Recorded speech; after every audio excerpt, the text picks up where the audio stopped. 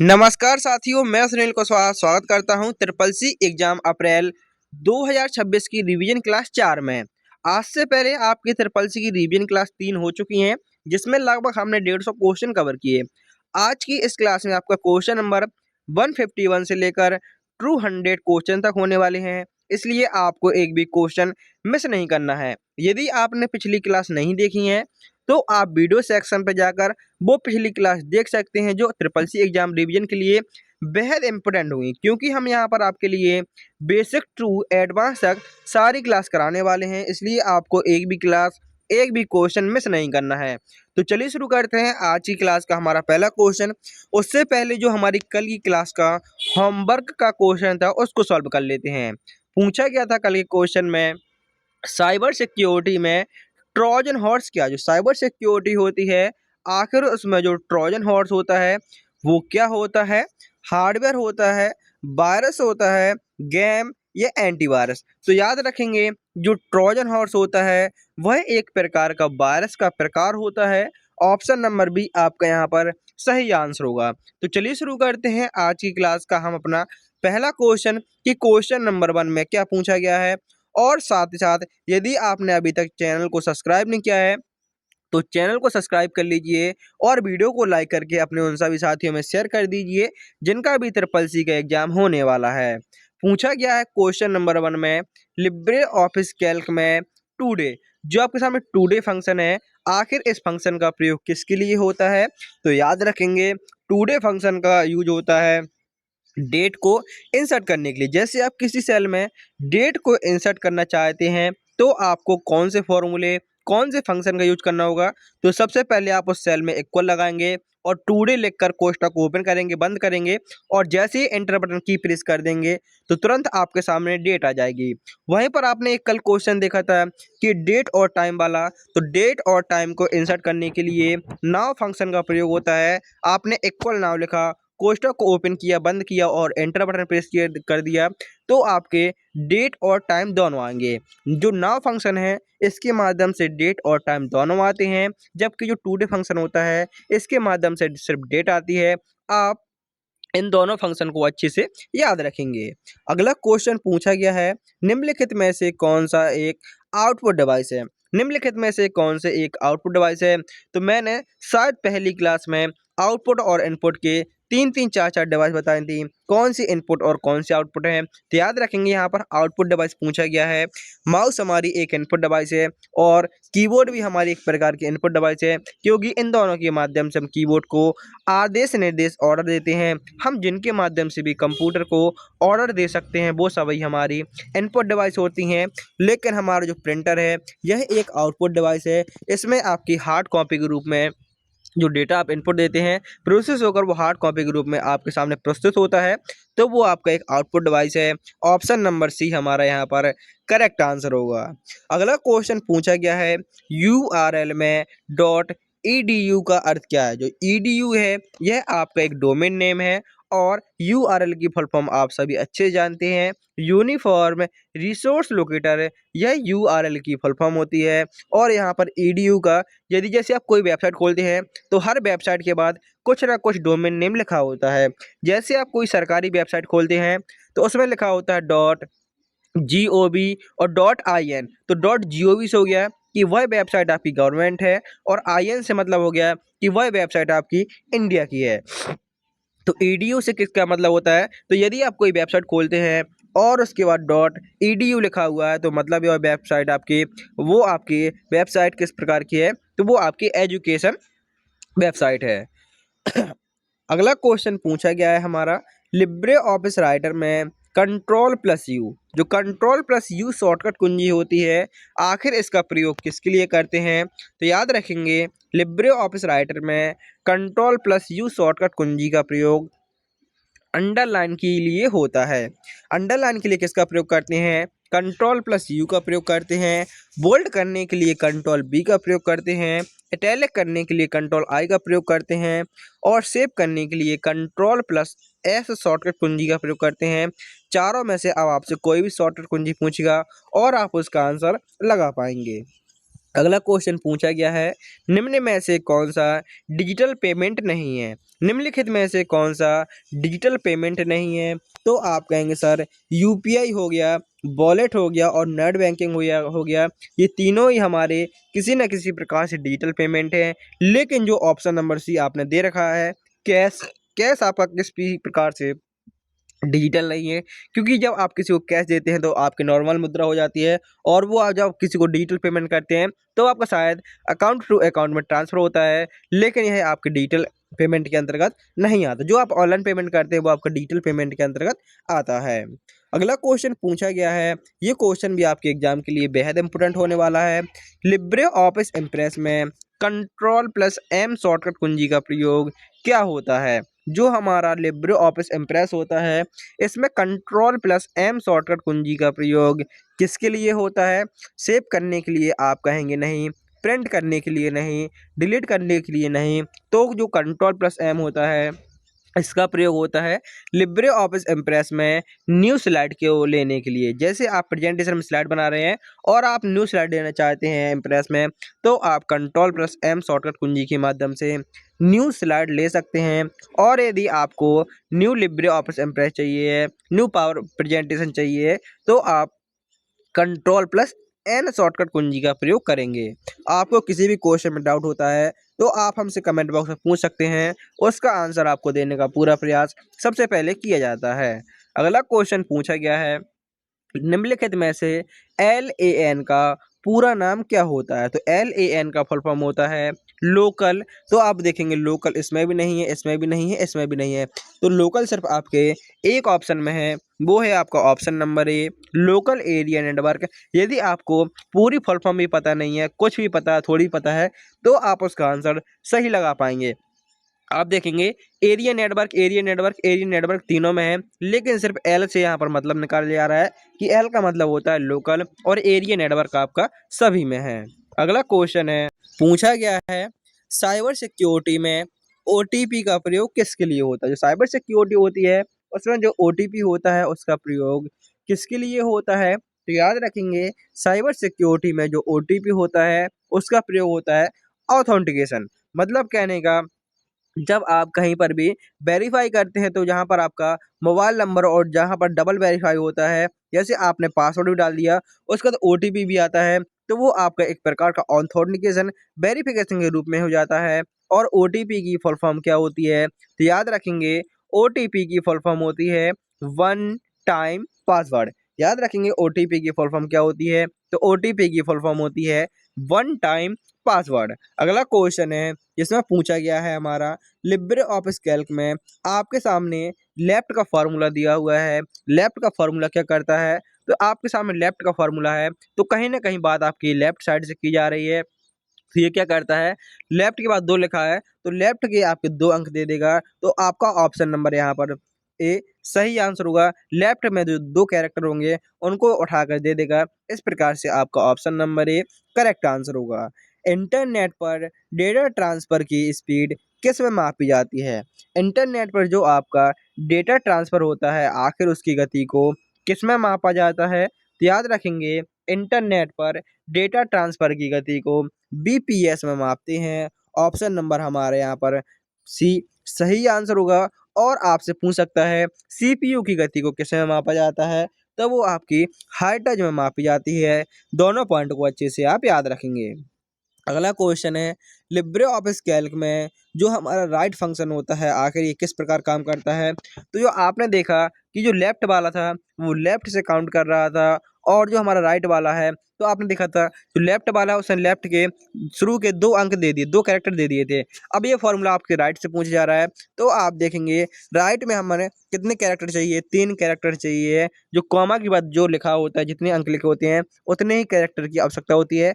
Left पूछेगा तो left से और राइट पूछेगा तो राइट से। तो हमें लेफ्ट से छोड़कर राइट से 3 चाहिए। हमें आगे पीछे से कोई मतलब नहीं है। राइट से पूछा है तो राइट से हम 3 कैरेक्टर दे देंगे, और ऑप्शन नंबर हमारा यहाँ पर बी करेक्ट आंसर होगा। निम्नलिखित में से हाफ डुप्लेक्स कम्युनिकेशन कौन सा होता है? हाफ डुप्लेक्स मतलब क्या होता है? तो याद रखेंगे हाफ डुप्लेक्स मतलब होता है कि आप जो बात करते हैं तो आपका जो बात करते हैं वो दोनों तरफ से होता है। मतलब जैसे आप किसी से बात कर रहे हैं, आपने हेलो बोला और सामने वाला व्यक्ति हेलो बोला है, तो दोनों की आवाज़ आएगी, तो वो आपका एक प्रकार का फुल डुप्लेक्स हो गया। और इसके बाद आपका जो सिंप्लेक्स होता है, जिसमें सिर्फ एक ही तरफ इंस्ट्रक्शन जाता है, जैसे आपका कीबोर्ड हो गया, माउस हो गया, इनके माध्यम से आप कंप्यूटर को ऑर्डर दे सकते हैं, लेकिन इनसे कोई ऑर्डर आप रिटर्न नहीं ले सकते, क्योंकि वो आपका एक प्रकार का सिंप्लेक्स है, जिसमें सिर्फ आप ऑर्डर देते हैं।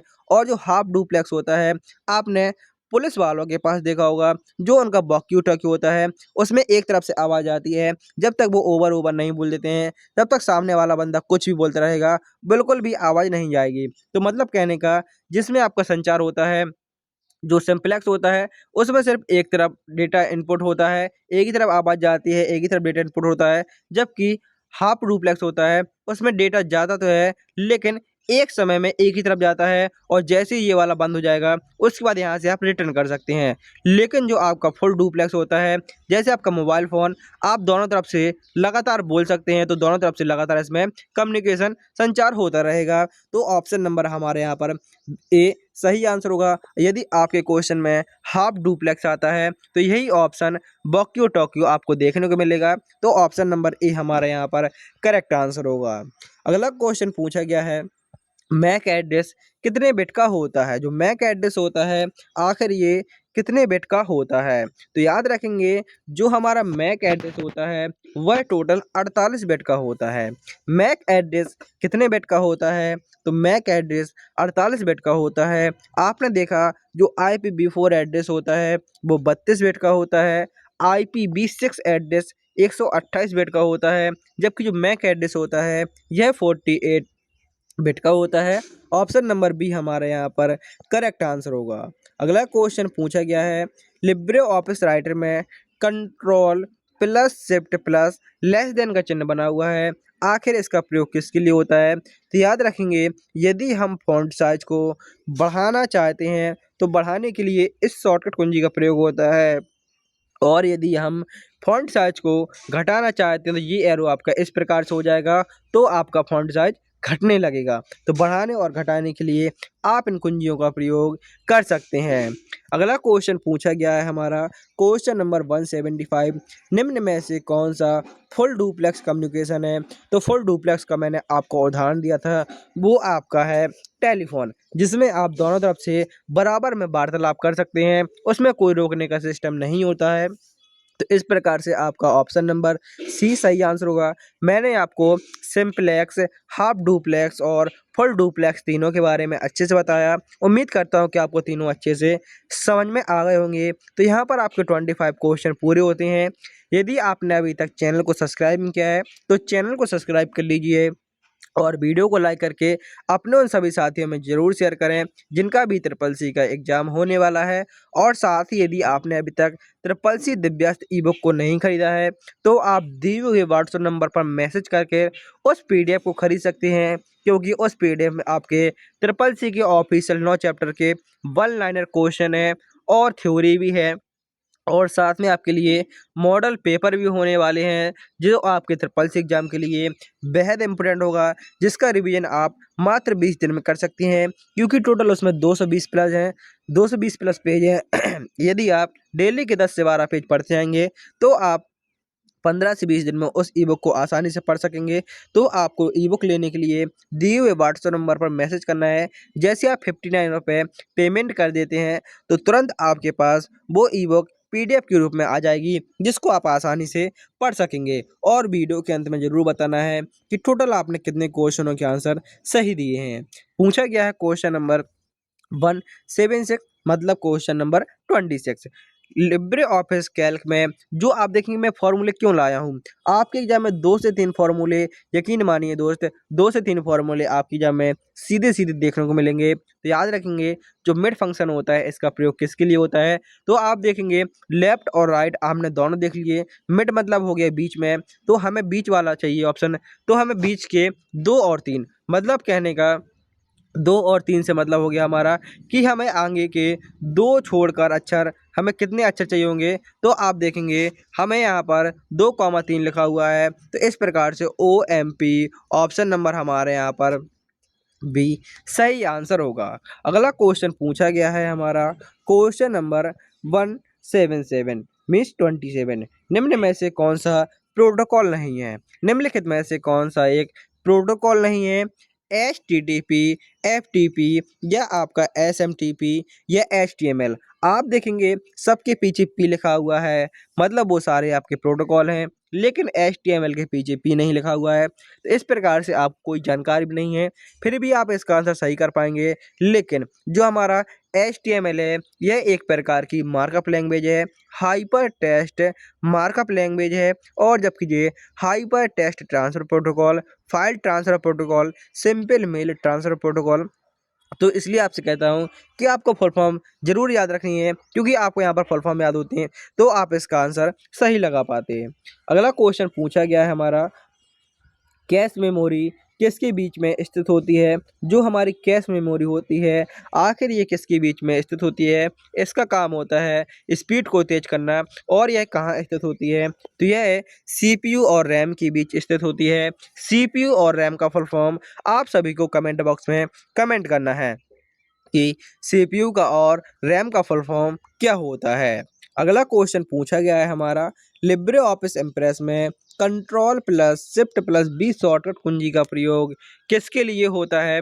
तो आपने ये शॉर्टकट कुंजी शायद लिब्रे ऑफिस राइटर में भी देखी थी कि सिर्फ पेस्ट करने के लिए आपसे यहाँ पर दो कुंजी पूछ जाती हैं।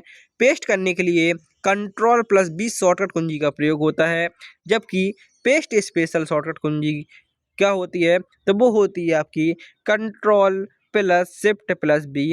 इस प्रकार से आपका answer option number B correct answer होगा, पेस्ट स्पेशल। निम्न में से कौन सी नेटवर्क टोपोलॉजी नहीं है?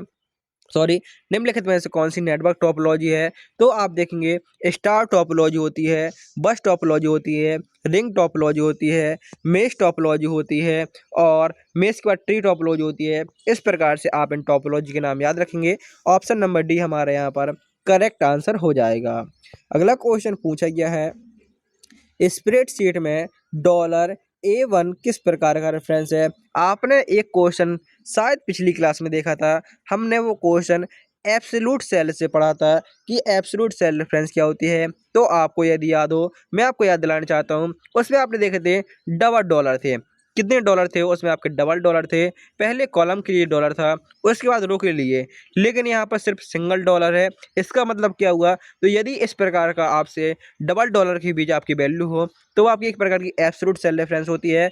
तो आपका ऑप्शन नंबर ए तो होगा नहीं, नन तो होगा नहीं, क्योंकि कोई ना कोई तो आंसर होगा। रिलेटिव सेल आपकी सिर्फ सिंपल होती है, जैसे A1 है, ये आपकी रिलेटिव सेल है, क्योंकि रो और कॉलम से मिलाकर एक रिलेटिव बना दिया, जबकि यहाँ पर आपकी ये मिक्स सेल के नाम से जानी जाएगी।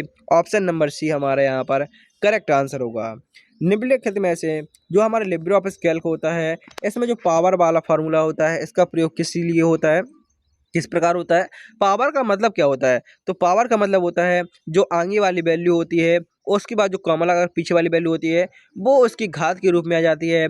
जब आप 2 की पावर 3 को सॉल्व करेंगे, तो आप कहेंगे 2 दूनी 4 दूनी 8। इस प्रकार से आपका ऑप्शन नंबर यहाँ पर बी सही आंसर होगा। तो 2 की पावर 3 का अर्थ हो जाएगा 8, क्योंकि आपके यहाँ पर 2 का यदि 5 भी लिखा होता तो 2 की पावर 5 हो जाती, और यहाँ पर यदि 3, 2 लिखा होता तो 3 की पावर 2 हो जाती और आपका आउटपुट होता 9। तो मतलब कहने का, जो आगे वाली संख्या है उस पर जो पीछे वाली संख्या है वो पावर के रूप में स्थित होगी। अगला क्वेश्चन पूछा गया है हमारा, निम्न में से कौन सा प्राइमरी मेमोरी नहीं है? निम्नलिखित में से कौन सी एक प्राइमरी मेमोरी नहीं है? तो आप देखेंगे सिर्फ एक ही ऑप्शन ऐसा होगा जो आपके प्राइमरी नहीं होगा, बकाया 3 प्राइमरी होंगे। तो आप जानते हैं रैम, कैश और हमारी जो रोम, ये हमारी तीनों ही प्राइमरी मेमोरी के अंतर्गत आ जाती हैं, जबकि जो हार्ड डिस्क है ये हमारी सेकेंडरी स्टोरेज के अंतर्गत आती हैं। ऑप्शन नंबर डी हमारे यहाँ पर करेक्ट आंसर होगा। FTP का प्रयोग किसके लिए होता है? जो FTP होता है, आखिर इसका प्रयोग किसके लिए किया जाता है? तो याद रखेंगे जो FTP होता है, इसका फुल फॉर्म होता है फाइल ट्रांसफ़र प्रोटोकॉल। इसलिए आपसे कहता हूँ बार बार फुल फॉर्म याद कर लीजिए। फाइल ट्रांसफ़र के लिए FTP प्रोटोकॉल का प्रयोग होता है, और इसका पोर्ट नंबर 21/20 इतना याद रखेंगे कि इसका जो पोर्ट नंबर होता है वो होता है 21। ऑप्शन इस प्रकार से भी आपके क्वेश्चन में दे सकता है। पिछली क्लास में मैंने शायद काफ़ी पोर्ट नंबर कराए थे, SMTP का, HTTP, HTTPS, POP3, ये सभी पोर्ट नंबर आपकी कल की क्लास में करवाए गए थे। अगला क्वेश्चन है, लिब्रे ऑफिस राइटर में control plus shift plus P shortcut कुंजी का प्रयोग किसके लिए होता है? जो control plus shift plus P shortcut कुंजी होती है, आखिर इसका प्रयोग किसके लिए होता है? तो याद रखेंगे, इसका प्रयोग होता है सुपर स्क्रिप्ट के लिए। तो आप कहेंगे सर जो हमारा ऑप्शन नंबर बी है, सब स्क्रिप्ट के लिए किसका प्रयोग करते हैं? तो सब स्क्रिप्ट के लिए control plus shift plus B shortcut कुंजी का प्रयोग करते हैं।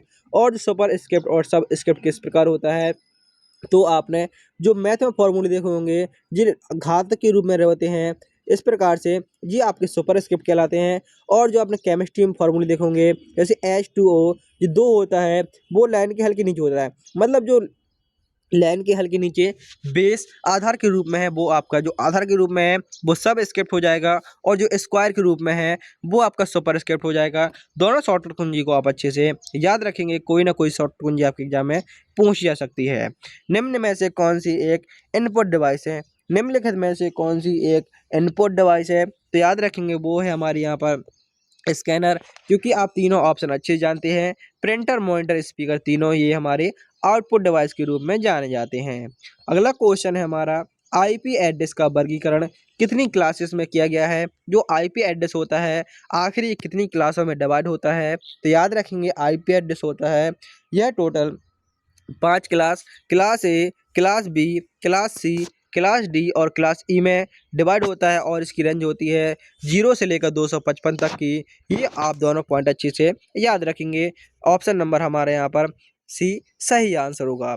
लिब्रे ऑफिस कैल्क में जो हमारा मोड फंक्शन होता है आखिर इसका रिजल्ट क्या होगा? जो मोड फंक्शन होता है तो इसका मतलब पता होना चाहिए। मेन चीज़ क्या है, फंक्शन तो आप चाहे सॉल्व कर सकते हैं, लेकिन हमें पता तो होना चाहिए आखिर मोड फंक्शन क्या देता है। तो याद रखेंगे, जो हमारा मोड फंक्शन होता है ये शेषफल को रिटर्न करता है। जब आप 10 में 3 का भाग देंगे तो आप कहेंगे 3 तिरका 9 हो जाएगा, और हमारा शेषफल कितना आएगा? तो हमारा शेषफल आएगा 1। इस प्रकार से हमारा ऑप्शन नंबर बी सही आंसर होगा, क्योंकि जो मोड फंक्शन होता है वो क्या देता है? वो हमें शेषफल लौटा कर देता है। अगला क्वेश्चन है, निम्न में से कौन सा एक सर्च इंजन है? ये क्वेश्चन आप अच्छे से लगा पाएंगे, लेकिन आपको याद है कि सर्च इंजन हमारा एक गूगल है, जो आपको याद है, लेकिन याहू हमारा एक प्रकार सर्च इंजन है। आप यहाँ पर ऑप्शन एलिमिट कर सकते हैं। MS वर्ड में आप कुछ सर्च नहीं कर सकते हैं, एक्सेल में नहीं करते हैं, पेंट में भी नहीं करते हैं, तो यहाँ पर ऑप्शन नंबर ए आपका यहाँ पर सही आंसर होगा। ज़्यादा क्वेश्चन प्रैक्टिस करने से यही होता है कि आपको क्वेश्चन आता भी नहीं होता है, फिर भी आप उसका आंसर सही लगा पाते हैं, क्योंकि आपको अदर ऑप्शन के बारे में जानकारी हो जाती है। अगला क्वेश्चन है, वायरस का पूरा नाम क्या होता है? जो वायरस होता है इसका फुल फॉर्म क्या होता है? तो वायरस का फुल फॉर्म होता है बीटल इंफॉर्मेशन रिसोर्स अंडरसाइज। आप देखेंगे बीटल इंफॉर्मेशन आपके 2 ऑप्शन यहीं से गलत हो गए। बीटल इंफॉर्मेशन रिसोर्स इसमें भी है, अंडर इसमें भी है, सिर्फ साइज के माध्यम से आपको यहाँ पर कंफ्यूज किया जा रहा है। तो याद रखेंगे ऑप्शन नंबर ए हमारे यहाँ पर सही आंसर होगा। वायरस का फुल फॉर्म होता है beetle information resource undersize. Option number A हमारे यहाँ पर करेक्ट आंसर होगा। लिब्रे ऑफिस कैल्क में जो हमारा ट्रंक फार्मूला होता है ये क्या करता है? तो ये हमारी टोटल वैल्यू को लौटाता है। ऑप्शन नंबर हमारे यहाँ पर बी सही आंसर होगा 15। अगला क्वेश्चन है, निम्न में से LAN डिवाइस है, जो LAN डिवाइस है वो कौन सी है? तो याद रखेंगे वो जो लोकल एरिया नेटवर्क है, इसमें हम हब, रिपीटर और स्विच तीनों का प्रयोग कर सकते हैं। ऑप्शन नंबर डी हमारे यहाँ पर करेक्ट आंसर होगा। अगला क्वेश्चन है, ईमेल अटैचमेंट की मैक्सिमम साइज किस पर डिपेंड होती है? जो हमारी ईमेल के साथ हम अटैचमेंट कुछ भी जोड़ देते हैं तो आखिर उसका अधिकतम साइज कितना होता है? तो वो उसके सर्वर पर डिफ़ॉल्ट सेव होता है। ऑप्शन नंबर बी आपका यहाँ पर सही आंसर होगा। और आप ईमेल के माध्यम से किसी अटैचमेंट को कितने MB में पूछें तो वो आपके 25 MB तक की फाइल को आप सेंड कर सकते हैं। इससे बड़ी फाइल को आप सेंड नहीं कर सकते ईमेल अटैचमेंट के अंतर्गत। लिब्रे ऑफिस इम्प्रेस में कंट्रोल+E शॉर्टकट कुंजी का प्रयोग किसके लिए होता है? तो याद रखेंगे लिब्रे ऑफिस इम्प्रेस में जो हमारी कंट्रोल+E शॉर्टकट कुंजी होती है इसका प्रयोग होता है अलाइन को सेंटर करने के लिए, सेंटर अलाइन करने के लिए कंट्रोल+E का प्रयोग होता है, लेफ्ट अलाइन के लिए कंट्रोल+L का प्रयोग होता है, राइट के लिए कंट्रोल+R और जस्टिफाई के लिए कंट्रोल+J का प्रयोग। साइबर सिक्योरिटी टूल है तो निम्नलिखित में से कौन सा एक साइबर सिक्योरिटी जो सुरक्षा के रूप में जाना जाता है? तो फायरवॉल, एंटीवायरस और IDS तीनों ही हमारे option number D correct answer होगा। क्लाउड कंप्यूटिंग में PaaS का अर्थ क्या होता है? तो आपने कल एक फुल फॉर्म देखी थी IaaS की फुल फॉर्म देखी थी और आज है आपके सामने PaaS का मतलब। तो याद रखेंगे PaaS का मतलब होता है प्लेटफॉर्म एज ए सर्विस। याद रखेंगे PaaS का मतलब होता है platform as a service. Option number A आपका यहाँ पर करेक्ट आंसर होगा। ये क्वेश्चन सीधा आपके एग्जाम हॉल में देखने को मिलेगा। लिब्रे ऑफिस कैल्क में किसी न किसी शिफ्ट में ये क्वेश्चन आपका सीधे सीधा आने वाला है। लिब्रे ऑफिस कैल्क में जो आपके सामने सेलिंग का फॉर्मूला है, सीलिंग का फॉर्मूला है, आखिर ये किस प्रकार काम करता है? तो सीलिंग मतलब होता है कि जो आपका आउटपुट होगा वो उसके ऊपर वाली वैल्यू होगी जो उससे डिवाइड होगी। मतलब कहने का आपके सामने जैसे 5.2 लिखा हुआ है और बाद में 1 लिखा हुआ है, ये क्या करेगा उसकी एक आगे वाली वैल्यू देगा जो डिवाइड में होगी। जैसे यहाँ पर 1 लिखा हुआ तो यहाँ पर आपको ऑप्शन नंबर बी सही आंसर होगा। लेकिन मैं यहाँ पर आपको पूरा समझा देता हूँ जिससे कि आपका ये क्वेश्चन कभी भी गलत ना हो। जैसे आपके सामने सीलिंग का फॉर्मूला है और इसके सामने वैल्यू लिखी हुई है 24,5। जब आप सीलिंग करेंगे मतलब 5 का भाग इसमें देंगे तो कितनी बार जाएगा? आप कहेंगे सर 4 बार जाएगा। 4 बार जाएगा उसमें हम +1 कर देंगे तो कितना हो जाएगा? हमारे आउटपुट हो जाएगा एक प्रकार से 5। मतलब कहने का जो भी हमारा सीलिंग होता है जितने बार हमारा भाग चला जाता है उसमें हम उसमें 1 जोड़ देते हैं। वहीं पर आपसे एक फार्मूला फ्लोर का होता है तो फ्लोर वाला फार्मूला जाएगा, मैं उसमें आपको समझा दूंगा। इसमें आपको याद रखना है आप जिस संख्या में जो संख्या आगे वाली, जैसे मैंने यहाँ पर 64 लिखा और यहाँ पर मैंने लिख दिया मान लीजिए 7 लिख दिया, तो आप 7 का पारा पढ़ेंगे 7 नाम 63, आपका 63 9 बार में आया और +1 कर देंगे। तो इस प्रकार से आप देखेंगे जितनी बार भाग जा रहा है उसमें हम 1 जोड़ देंगे, वो आपके एक प्रकार का सेलिंग का फॉर्मूला होता है। अगला क्वेश्चन है निम्न में से कौन सा फाइल फॉर्मेट है? तो आप कहेंगे PDF फाइल होती हैं, TXT फाइल होती हैं और EXEV फाइल होती हैं। इस प्रकार से ऑप्शन नंबर डी हमारे यहाँ पर करेक्ट आंसर होगा। और आज की क्लास का आपका अंतिम क्वेश्चन HTML का पूरा नाम क्या होता है? तो HTML का फुल फॉर्म होता है hypertext markup language. Option A आपका यहाँ पर करेक्ट आंसर। यह एक प्रकार की आपकी मार्कअप लैंग्वेज है और ये क्वेश्चन आपका होमवर्क के लिए जिसका आंसर आप सभी को कमेंट बॉक्स में बताना है। इंटरनेट का प्रयोग किसके लिए किया जाता है? जो इंटरनेट है आखिर इसका प्रयोग किसके लिए होता है? ईमेल के लिए, ई कॉमर्स के लिए, ई लर्निंग के लिए या ऑल सभी के लिए? तो इस प्रकार से आपके 50 क्वेश्चन पूरे हुए। इसका आंसर आप सभी को कमेंट बॉक्स में ज़रूर देना है 100% एक्यूरेसी के साथ। आपने जितने भी क्वेश्चन सही किए हैं आप कमेंट बॉक्स में बता सकते हैं जिससे कि मुझे भी पता चलता रहे कि आपकी वर्तमान में किस स्तर पर तैयारी चल रही है और आपको किस प्रकार के क्वेश्चन की आवश्यकता होगी। मैं यहाँ पर आपको नॉर्मल क्वेश्चन इसलिए करा रहा हूँ क्योंकि यहाँ पर आपके साथियों के लगभग 35 से 40 लगभग क्वेश्चन सही हो रहे हैं, लेकिन मैं चाहता हूँ लगभग 50 में से 42-43 क्वेश्चन आपके सही होने लगे तो लेवल थोड़ा और हार्ड किया जाए। क्योंकि आपके एग्जाम में लगभग ये मान लीजिए 15-16 दिन का समय है, क्योंकि अप्रैल में आपका एग्जाम होना संभावित है ही मान लीजिए, क्योंकि आपका एग्जाम डेट आएगी, एग्जाम डेट के बाद आपका एडमिट कार्ड आ जाएगा तो उसमें आप तैयारी थोड़ा कम हो जाती है। तो उस तैयारी को बेहतर बनाने के लिए हम अभी से रिवीजन करते चलते हैं बेसिक टू लेकर एडवांस तक। तो सारा कुछ करने वाले हैं। आपके सामने कुछ मैथ क्लास आ चुकी होंगी तो आपको इन मैथ क्लास को जरूर पूरा कर लेना है। मिलते हैं हम अगले वीडियो में, जब तक के लिए जय हिंद, जय भारत, वंदे मातरम। अपने तैयारी में लगे रहिए।